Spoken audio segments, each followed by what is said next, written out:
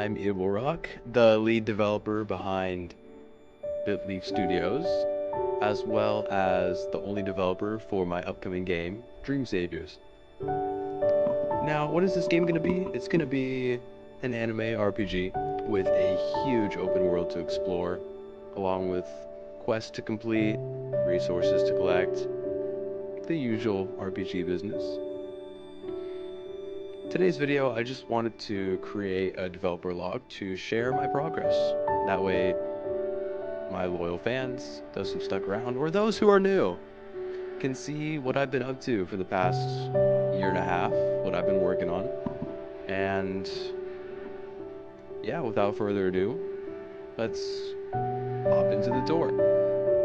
But if you do want to stay updated with how the game is going, then make sure to maybe subscribe.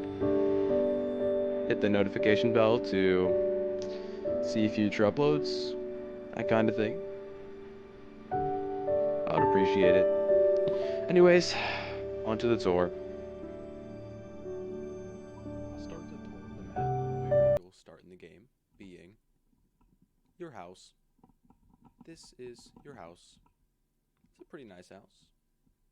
And to the side of it, you've got a little chicken coop. You have chickens. If we move on to the next part of the map, this takes us to the adventurer's friend's village. This is Arborville.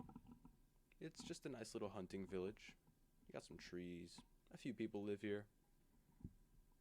And the last major part of the map that I would like to speak about, without revealing too much, is Aerostat. This is the main city. This is where most big things happens. You have the church here. You have the knight's office this way. And this is where most business happens. There will be plenty more once a future release comes out, but for now, and throughout like the alpha version, this is what will be playable. The rest still needs to be worked on. For now, I have the map as well as the different scripts in the game, like the characters, all that stuff, in 2 separate games. I find that having it all in one game is just, it takes longer to load and it just gets messy really fast. So I have 2 separate places. As I said, one for the map, one for the scripts. Now, this game is different than other RPGs because its combat is not just deal damage. Well, okay, it is, I lied. But to do that damage, you have to get a little bit creative. You actually have to use your brain a little bit. So if I play in here, as you can see, here's my character. I have a few abilities. I can use my sword just by clicking. I have an E ability, just does a little push. But as you can see, by attacking, you can do damage like normal, right? Ow. But if you get a whole bunch of enemies, these are some slimes I made. Stop attacking me. You can see they have different elements. You have like ice, fire. What are you doing here? Hang on a sec. Alright, what I was trying to show is that when you have a whole bunch of enemies with different elements, you can use your elemental abilities to create different reactions. You can see that they all kind of mix with each other, and it's really chaotic, and I think it'll be really fun to play. And this is how the combat will work. It will be very chaotic, very colorful, and I think that will create for a unique experience. Other than that, I don't really have a whole lot in this test game. All this stuff back here is still a work in progress. I will show it once it gets better and closer to release. But here's what else I have for now. I also have this inventory system. It's just a run-of-the-mill inventory. You can like check out the different items you have, right? And then there's also the character menu, which you can use to view your stats, as well as change your weapon, a very important feature. And you can also equip gears that boost different stats. So for example, this one, you can see it gives 47 attack, and right now my attack is at 773. But if I were to remove it, then the attack goes down, and I think that's pretty nice. Other than that, As I said, everything else is still a work in progress, and I will show that once the time gets closer. I'd now like to answer some questions that people have asked me over the past year and a half, and that will be the next segment of the video. Moving on. The next segment of this video, I just wanted to answer some questions that I've been asked over the past couple of years of my quote-unquote absence, I guess. First off, where have I been? Why haven't I uploaded YouTube videos in 2 years? To that, I mean, just editing videos as well as trying to create a game. It's just too much. It's just too much. That, along with school as well, I just didn't have, I don't have that kind of work ethic, honestly. And I just couldn't keep up.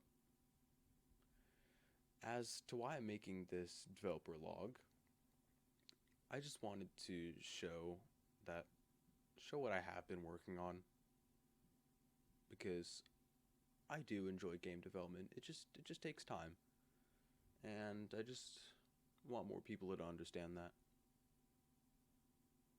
The next people the next question that people have asked me is, what are my plans for Get Chased by a Rocket? It's the first game that I created and published, and I think going back and looking at the code, that very clearly shows. Imagine you're trying to build a house, right?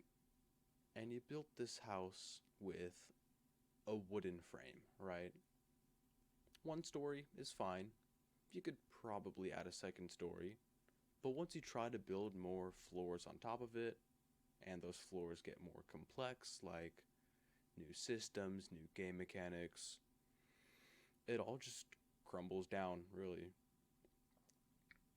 And I tried updating Get Chased by a Rocket, but so many bugs came up during updates that it would probably be better to just restart that game from scratch.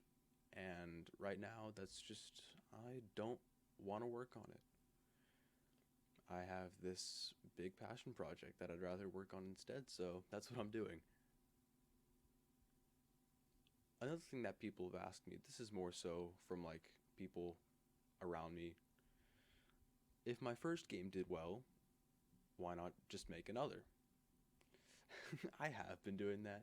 It just takes a while, and I don't really have a whole lot to show for it, other than what I've showcased in this developer log.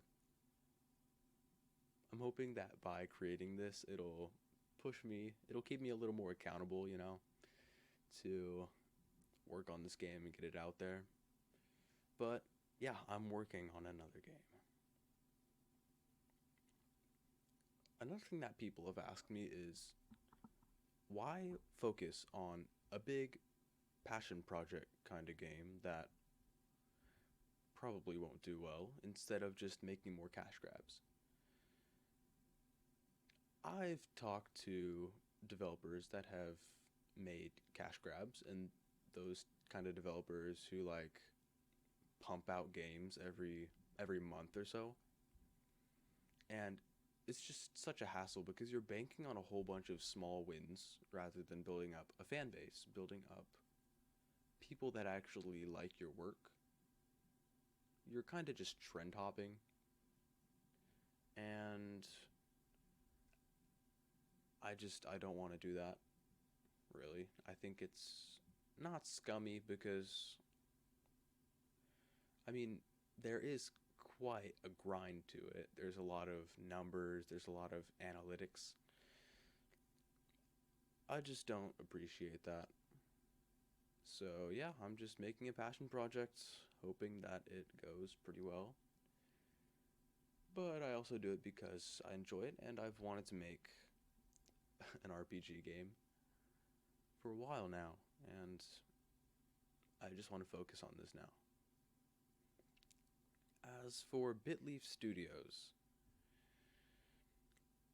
I do want it to be kind of a hub for games one day. I'm hoping that once I find some better developers, they can start working on other projects underneath BitLeaf Studio. Because I have several game ideas, I just can't work on all of them at once, unfortunately. And I'm hoping that by finishing this, by branching out, I could see more of those ideas come to life.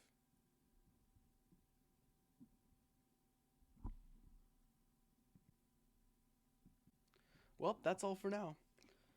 If you want to stay updated as I'm posting more devlogs on this game, make sure to subscribe and hit the notification bell.